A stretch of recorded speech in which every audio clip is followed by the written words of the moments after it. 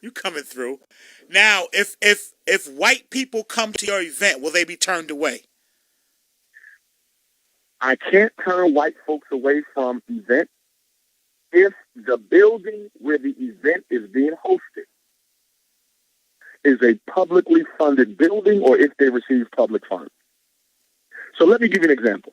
Okay. When I have meetings at the Frederick Douglass Marcus Garvey Academy, we can turn white people away. Okay. Because it is not a public-funded event. It is independent. It is private, black dollars only. So we can tell white folks this is African family only. You can't come here. We can do that because we own it. You own it, brother. Everybody listen to your show. They own the Frederick Douglass Marcus Garvey Academy. Entrust to King Pan-African and Dr. Umar to do it right. But the building is owned by the race. Private black money paid for that school we got in Delaware, brother. But tomorrow, I don't know the brother's situation, and I thank the brother for allowing me to host the event there. But if he's receiving public funds, government funds, I don't want to disrupt or sabotage in any way my brother's operation. So if white folks show up, white folks show up. And to be honest with you, brother, we don't really own a lot of real estate, black folks. We don't really own a lot. Yeah. So most of the time we're using buildings that are either owned by non-Africans or buildings that receive public funding. So in respect to that, I never turn away white folks because I would hate to see our brothers sued by the white folks for refusing to let them in. I don't want to mess with that brother's operation. He's doing a service to our community. So if white folks show up, and there's normally a few, that's fine with me. I don't have a problem with it because I'm not here to practice racism. I'm here to destroy it. Okay. Okay. And your critics are definitely invited. Of course. Of course. I fear no man. I only fear my maker, supreme consciousness, Lord God, the divine, omnipotent one of the universe. I fear no man. There's always haters in my audience, brother. As long as they conduct themselves in an African fashion, I don't have no problem with that. There's always haters. And I'll tell you why. Sometimes they got to come to here and report back to the hate camp. And let me be clear. There are more Dr. Umar hate groups in the black community than in the white community. Let me say it again. There are more Dr. Umar hate groups in the black community than in the white community. Yes. Now, 99% of our people love me around the world. I'm the most requested scholar of my race on the planet. There's no black scholar you can name on this planet who's requested to speak around the world as much as I am. Right. None. I am number one. With that being said, that 1% that represents the haters, they are a very active and a very verbal hate group. They put out YouTube videos and misinformation damn near every single day. You understand? So they often give the false impression that I have a lot of haters. I don't have a lot of haters, but the haters I do have are very committed to doing their job well. They are very committed to doing their job well. But getting back to what I was going to say. Okay. For those haters to show up who are not on official duty to just report back my message and record it and tape it, many of them come, brother, because they're attracted to the light. Okay. They are attracted to the light. See, let's be clear, brother. We live in a universe that is based on spirit. No matter how much, and I'm going to use you for an example. I know you're not a Dr. Umar hater, at least I don't think you are. I'm going to use you as an example. Okay. You may dislike me, but your spirit cannot help but respond to the energy that emanates from my spirit. Truth is consistent. So no matter how much of a hater you might be, you're still going to be drawn to the light. So the reason haters come out to see Dr. Umar, people totally disagree with me, will come out and they don't even know why they're there. Why am I here? I don't even like this man. I can tell you why you're here. Because I am manifesting God. I am manifesting the Christ energy on earth. And because we all have the Christ energy in us, and we all have God in us, whenever a God is on stage manifesting his Father in heaven, you are ordered by your soul to show up and represent. And that's why there will even be haters tomorrow at the Dr. Umar lecture, because when God comes to town, you can't help but show the hell up. No, I definitely don't hate you, bro. I think you're a great dude. Now, I've seen a lot of hatred towards you. And me, you're stronger than me because at some point, some people would say, you know what? I give up, man. And I know you're not that kind of guy. I can't give up, brother. I was born. Let me be clear. Let me be clear. It's no coincidence, brother, that I'm where I'm at. Okay. It's no coincidence that I got discovered on the international scene the way that I did, even though I've been struggling as a Garveyite for years. It's no coincidence. It's no coincidence I have all the degrees that I got. It's no coincidence that the black family gave me $750,000 to purchase this school earlier this month. It's no coincidence I'm the most requested scholar on the planet. It's no coincidence. This is all by divine design. This is ancestral. That's what this is. The ancestors put me here, just like they did Malcolm, just like they did King, just like they did Nat Turner, and I'm not comparing myself to them. I can't fill those shoes. I want to be clear.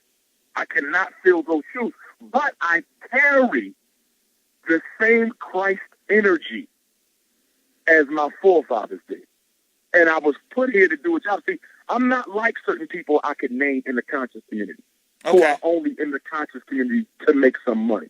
I'm not like certain people who are only in the conscious community to monetize a YouTube page and get some YouTube money based on advertising negativity.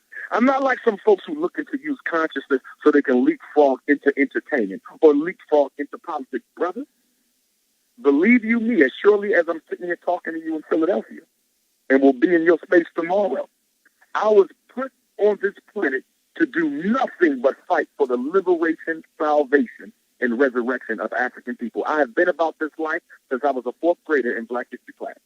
Since I was 9 years old, brother, I've been about this. I'm not somebody who woke up last night. I'm not somebody who came to consciousness when I was in college or came to consciousness in high school. I've been about this since I was in the fourth grade. I don't know nothing else. I was born to do this work, and you will never catch me doing anything but this work. Okay, definitely. Good answer. That was a good answer. I've never doubted you. I've watched you a lot. I've checked you out. Let me say this. Okay. Not just to you, but to the entire African family that's listening tonight.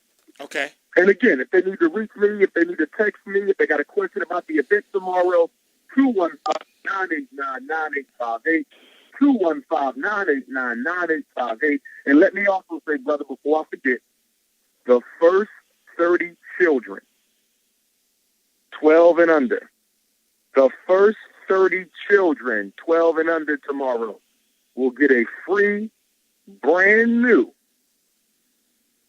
Frederick Douglass Marcus Garvey, or National Independent Black Women Association, or King Pan-African, or Unapologetically African book bag. We have 4 different types of book bags, all different types of colors, blue, red, pink, gold, you name it. And the first 30 children, 12 years of age or younger, will get a free book bag, the first 30 who walk through the door. So parents, please be on time when the doors open up at 2, and make sure your baby get that RBG book bag from Dr. Umar. But this is what I wanted to say. Okay. I got a couple of questions from you from the panel. I'll get to them. No problem. I got you, bro. We good. We good. I got you. Okay. Don't worry about the 9 o'clock. We can probably go maybe 30 minutes after. Okay. But let me say this. Dr. King once said, the world is in greater peril, not because of those who do evil, but because of those who sit by, observe it, and do nothing about it. I'm not saying that you are obligated to defend Dr. Umar when he is attacked. I'm not saying that. Okay. I don't need defense. But I am saying to any African listening to this conversation tonight, if you claim to be a serious worker on behalf of African freedom and liberation, if you claim to be serious about liberating our people, saving our children, building our families, supporting our sisters, empowering our black men, and you concede that Dr. Umar is probably the foremost person doing that work in your age group, and you watch people attack this brother, who haven't even done half the work that this brother has done. And I'm not talking lectures. Even though I lecture more than any scholar in the world, I'm not including that as struggle. I'm talking about the hours I spend working with parents, the hours I spend on the phone, the hours I spend evaluating our children, the hours I spend in the prisons and the halfway houses and the juvenile detention centers, the hours I spent flying around this country looking for a school with the little bit of money we had and finally got a school, and now we're going to open up a school for black boys within the next year. I struggle for us. I show and prove. I manifest. Can you name another person in the conscious community that is building an institution for us? Can you name another person in the conscious community who has crowdfunded to buy a school so our children can be properly educated? No, you cannot. I am the only one. And because I am the only one, anybody who claims to be serious about saving our people and sit by and let people disrespect and denigrate and misrepresent the work of Dr. Umar, who represents you, then you ain't nothing but a hypocrite. In this year, 2019, it's time for us to show and prove. Ain't nobody going to stand around me and disrespect brother or sister who I know is fighting, who ain't sitting on YouTube making video after video trying to get some YouTube dollars. Black consciousness ain't nothing but a damn YouTube stunt. That's all it is. Right. Negroes sitting on YouTube videos every day, all day long, and they ain't doing nothing but talking about gossip. Gossiping about this person. Gossiping about that person. Attacking this, debating this person. Ain't nothing going on in black consciousness but more debate and more documentaries. I got a new documentary out. We got a new debate. I got a new documentary out. We got a new debate. Where is the nation building? Where is the institution building? That's what Dr. Umar is about. Oh, my God.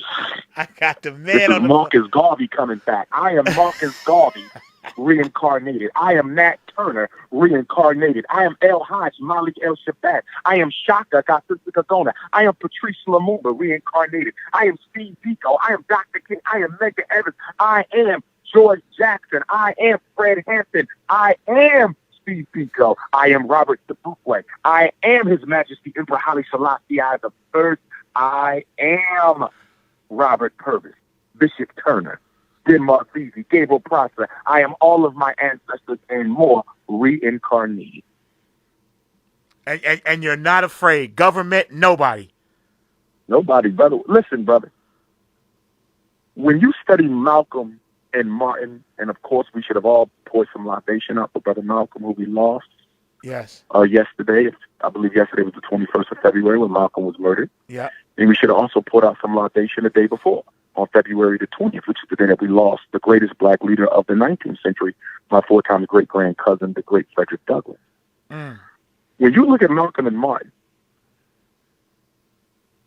they last couple of years, according to their friends, because I was not born yet, and according to their interviews and looking at the footage, they had become so overcome with the idea that they may be killed that it basically stole the last years of their life.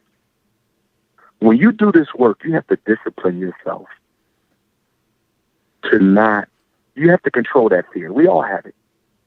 We all have it. I know that when I get off that airplane. I know that when I walk out that hotel room. I know that when I get out that rental car. I know that when I walk to that stage. I know that when I'm on that stage, bro. I know the risk. I know them. All of my ancestors knew those risks. Some of them, unfortunately, succumbed to those risks. I know it. So my work is not a joke. It's not a joke. Okay. And I hate when people make a mockery of my work because I'm risking my life, brother. I got two daughters. Oh, wow. I got two little girls, man. Right. I want to walk them down the aisle when they get in. I have a mother who's my responsibility, my exclusive responsibility. I am full-time caretaker for my mother, brother. Wow. I don't ever want her to get no phone call talking about Umar ain't coming home. Jermaine ain't coming home tonight. Right. My work ain't no joke, and that's why I don't associate with people who think it's funny to make jokes about Dr. Umar. This man is out here risking his life. I'm not sitting around paying white people to make DVDs.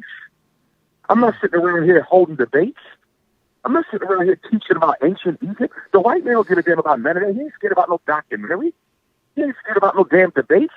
He ain't scared about no trip to ancient Egypt, no Egypt books. That shit don't scare the white man. But what I'm doing educating black kids, what I'm doing, organizing black people, organizing black families, building schools to create a new African psyche, teaching black parents about special ed, undermining the school to prison pipeline, undermining the legal drug cartel, brother.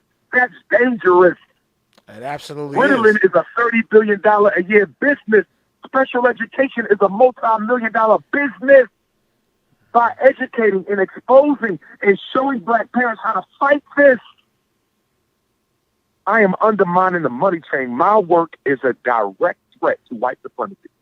It is a direct threat to white supremacy. So I don't take my work lightly, and I won't allow anybody else to do it either. David, a young man, David Guest said he's interested in knowing what kind of staff accreditation will this school have. Well, first of all, you get your accreditation from the state, your ability to function. As far as seeking accreditation from white folks, I have no interest in that. So if he's interested in white accreditation for my school, then he can go somewhere else because I'm not looking for white folks to validate my curriculum or my school system. Private schools are just that. They're private. Independent schools are just that. They're independent. You are given the accreditation to operate by the state. The state must approve you. Now, beyond that, there are voluntary accreditation that you can seek out if you need the approval of white people. Let me give you an example of what I'm talking about. Okay. I am a 20-year certified school psychologist, right? Okay. There is an organization called the National Association of School Psychologists, NASP, National Association of School Psychologists. Are you required to be accredited by them to practice as a school psychologist? No, absolutely not. But if you want to make your resume look better, if you want some more prestige, if you want to improve your image in the field of psychology, you can voluntarily take the test, which I did, pass the test, which I did, pay your money every year, which I used to do, and call yourself a nationally certified school psychologist, which I was. I voluntarily withdrew membership from the organization. Why? Because I said, why am I paying money to this white professional group that isn't doing a damn thing about school to prison? They're not doing a damn thing about the over-identification of ADHD in black children. They're not doing a damn thing about the over-medication of black children. They're not doing a damn thing about the over-classification of black boys with emotional disturbance and behavior problems. Why am I paying a white organization that the law does not require I belong to, giving them my hard-earned money, and they're not doing it to help our children? So I withdrew my membership. So if I decide at some point in the future that the Frederick Douglass and Marcus Garvey Academy wants to go after a certain white accreditation, I will go after it. But as an independent thinker, with an independent school, representing an independent movement, Revolutionary Pan-African Nationalism, I have no intention whatsoever to seek white people's approval for what I do, what I teach, or what I say. So then you might ask the question, how will we know that the children are learning well? Okay. The same way you do in schools. You bring in independent test companies to evaluate your children, and they will let you know how your child does on a national standard. So we will be giving out nationally standardized assessments. That way you can tell what the child is. But I'm going to tell you the biggest way that parents are going to know that their child will properly educate. Because our children will outscore the children of any other school. When if there's ever a head-to-head and we have to evaluate, like, okay, this school is going to take this test and Dr. Umar's kids are going to take the test, hands down, my kids are going to outscore any other school. Wow. That's how much quality of an education we're going to get. So the accreditation is in the manifestation of the test scores. That's going to be it. Okay, when they take that SAT to get into college, when they take that LSAT to go to law school, they take that MCAT, and your child come back scoring in the top percentile, 99th percentile in the country, that's how you're going to know that FDMG did exactly what FDMG was supposed to do. Ife wanted to know, will you be doing background checks for the adults that will be working with the children? You don't have a choice. You don't have a choice. You're required. You're required by law. People who cannot work with children, you're required by law. Like, you don't have a choice. Even though it's an independent school, you don't have a choice. Okay, you have to do that. I know I understand now why a lot of people might shy away from you because you pull no punches. And this is what I've been like. I've talked to people about you. Like, what do you think of him? He's a little too straightforward for me. And Exactly. I Niggas, you know why? Because Negroes want to be lied to. Negroes want to be lied to. Listen to me, brother. You're talking to a psychologist. I'm listening to you. What are the two? What are the two? And again, brothers and sisters, just to let them know in case they come in late, it's going down tomorrow. The Prince of Pan-Africanism, Dr. Umar Johnson, the black community's #1 most requested scholar on the planet, #1 black school psychologist in history, #1 orator alive, the blood relative of the great Frederick Douglass, will be in Hampton, Connecticut tomorrow at the Whitneyville Cultural Commons Sanctuary. Okay? 4 o'clock. Doors open up at 2 o'clock. All children are free, 17 and under. All children are free. All elders, 65 and older, free. All they have to do is show up. First 30 kids through the door get a free, brand new, unapologetically African book bag. Everybody else, tickets is $20 online, $25 at the door. Make sure you bring your credit card or exact change. If Absolutely. you're buying your ticket at the door, exact change or credit card. Okay? Don't come here talking about I need change for 100. We ain't got change for 100. Exact change or credit card. Full-time college students with ID, $10. But let me say, this is what I was going to say to you, brother. Okay. And bring your resume if you want to be a part of Team Pan-African Connecticut. I need an army of black Connecticut people. I need a black Connecticut family. If you are a serious black woman, serious black man, you cannot be sexually confused. You cannot be dating an alien. You cannot be praying to white Jesus. Your head must be nappy. Black woman, you can't be permed and processed working with me. Happy to be nappy is what we do. You are Happy to be nappy is what we do. Sisters, if you want to work at the Frederick Douglass Marcus Garvey Academy, you got to be natural. If you want to be a leader in Team Pan-African, you got to be natural. Let me clarify, my brother. Okay. You don't have to be natural to be a member of Team Pan-African. You do have to be natural to be a leader in team. In other words, if you have a sister who's going to head up a committee, she's going to head up a chapter of either Team Pan-African or the National Independent Black Parent Association, she got to be natural. But if you got a sister who just wants to be a member, I'm a parent, I want to join, I'm not looking for leadership, she can bring her perm on it. That's all right. But you cannot represent my organization as an official of the organization without being happy to be nappy. But the point I wanted to make to you, Okay. 2 things that all mentally ill people have in common. 2 things. Number 1, they are in denial. Denial. Mm-hmm. The #1 symptom of mental illness is denial. People who are drug addicts don't like to admit they're drug addicts. Pedophiles don't like to admit they're pedophiles. People addicted to pornography don't want to admit they're addicted to pornography. Women who are addicted to domestically abusive men, they don't like to admit that they are emotionally thirsty. They don't like to admit that. So the first thing you got to do is you got to get people to accept their truth. Black people are mentally ill people. We are in denial about who we are. We are in denial about what we are. We are in denial about where we are. And the other symptom of mental illness, so one is denial, the other is an inability to perceive and interpret your reality truthfully and honestly. Did you hear that? Mentally ill, they're not the person who's addicted to cigarettes, they're not really able to see their addiction as truthfully and as honestly as they need to. That's black people. That's why you got black folks who say Barack Obama was the best thing that happened to us. What did he do? Nothing, but he was still the best thing that happened to us. Why? Because he was a black man. That they was happy. Nah, brother. We need substance over symbols. Okay. Wow. Because if you tell the white man, all you got to do is give me somebody that looks like me in order to control me. All you got to do is give me somebody who looks like me in order to control me. Brother, that's not good because they'll give you Cory Booker. They'll give you Kamala Harris. They'll give you Al Sharpton, Jesse Jackson. They'll give you Steve Harvey. They'll give you every Negro they can find. And behind that Negro's face, they will run a white supremacy operation on you, the likes of which you've never seen. And they did that with Barack Obama. Black people were worse after Obama than they were before Obama. Worse after Obama than before Obama because you told white folks that all this man had to do was be black. He ain't got to do nothing for me. All he got to do is be black, and that's a damn shame.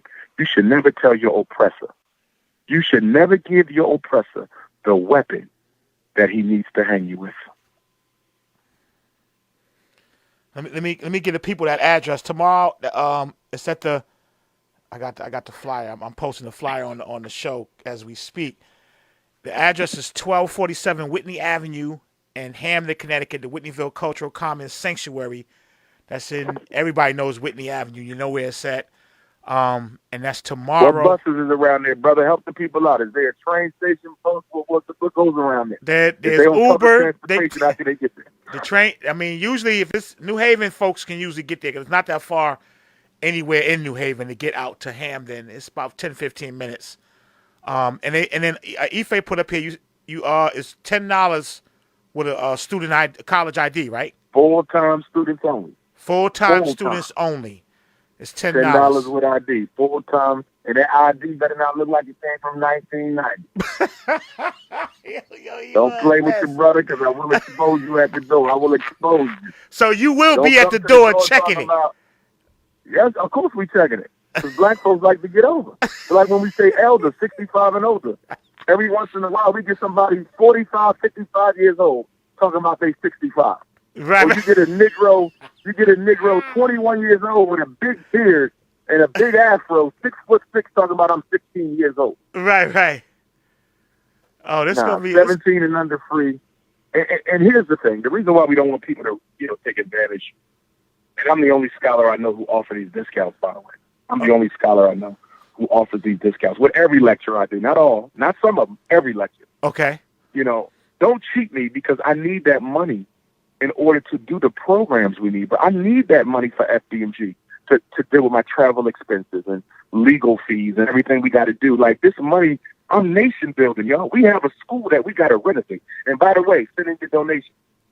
Please send in your donations. We are trying to renovate the building between March 1st and August the 1st. 6 months. We got 6 months to do it. We need $1 million to renovate all 4 buildings.